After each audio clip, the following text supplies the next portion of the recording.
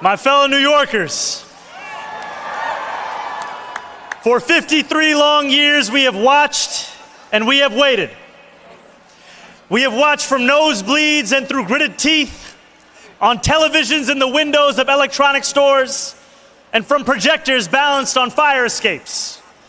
We have watched alone in our apartments with our heads in our hands, shoulder to shoulder at bars where the signal flickers, alongside friends and family who we wish more than anything could be here today, sharing this moment. For 53 long years, we have watched the Knicks and we have waited. We waited as the memory of Willis Reed winning the championship on one leg grew fainter and fainter. We waited as Clyde came up clutch again and again.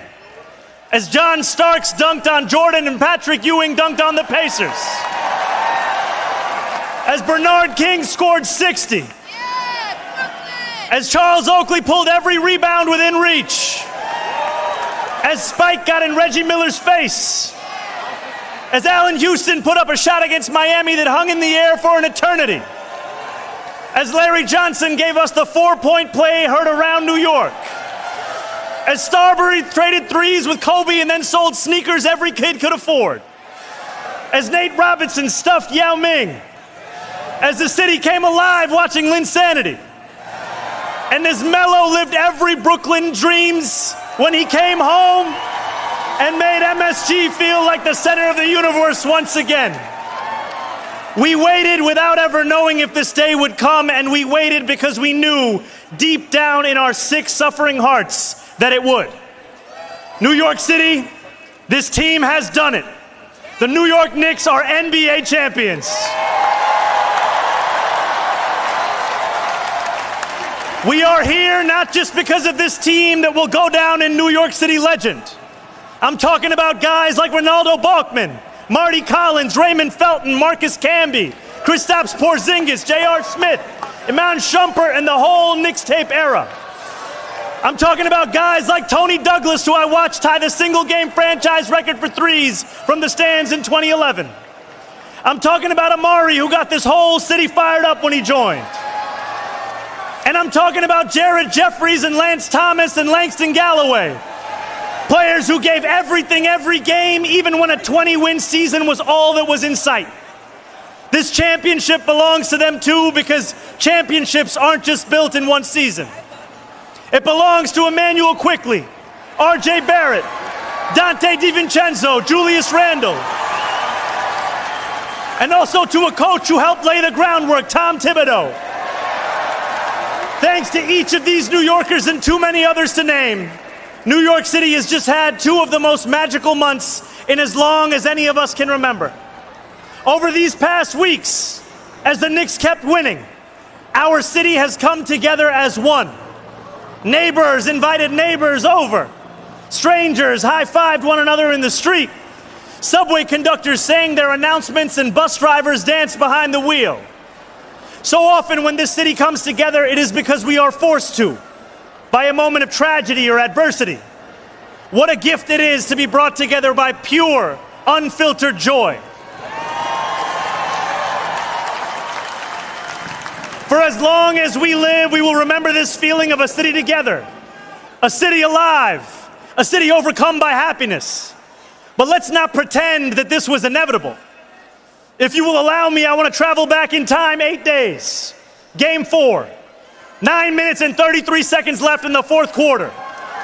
The Knicks are down 20. The analytics guys, the sports betting companies, the pundits who watch from far away, they do what they do. They run the numbers. They calculate the odds. They write the Knicks off. They give the Spurs a 99.6% chance of winning the game. A 99.6% chance of tying up the series 2-2, of reclaiming the momentum with the next game in San Antonio. A 99.6% chance of silencing the Garden, of another year of watching and waiting. But there is one thing that the pundits just don't get about this team, that they just don't get about this city. It is in that 0.4% that we go to work. It is in that 0.4% that Jalen Brunson, the same guy that so many said was too small,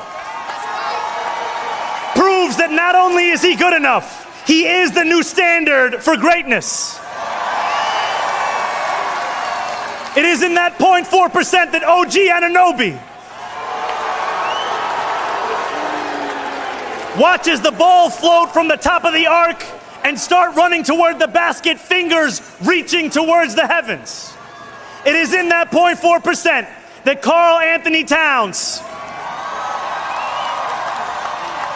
finds the strength to mourn his mother and still pull in rebound after rebound, make block after block. It is in that 0.4% that Jose Alvarado shows every kid growing up in public housing that a son of Brooklyn and Queens can win for every one of the 5 boroughs. It is in that 0.4% that Mitch breaks his finger before game 1 and says, go get the tape. It's in that 0.4% that Josh Hart gets rebounds that break teams, that McCall Bridges proves he was worth every single draft pick, that Landry Shamet pulls up from downtown, that every one of these 18 players transforms the franchise, that Mike Brown keeps this team believing. Most of all, it's in that 0.4% that the Knicks do what New Yorkers have always done when we are told something is impossible. We find a way. We win. Standing here before what feels like the entire city, there is a Jalen Brunson quote I can't stop thinking about. I'm gonna tell you. You are allowed to think about the worst possible scenario, but you gotta go out there and do something about it. When Jalen Brunson took that pay cut, my friends, that was doing something about it. Time after time, we thought about the worst possible scenario. And time after time, the Knicks went out there and did something about it. The Knicks did not just win for New York City.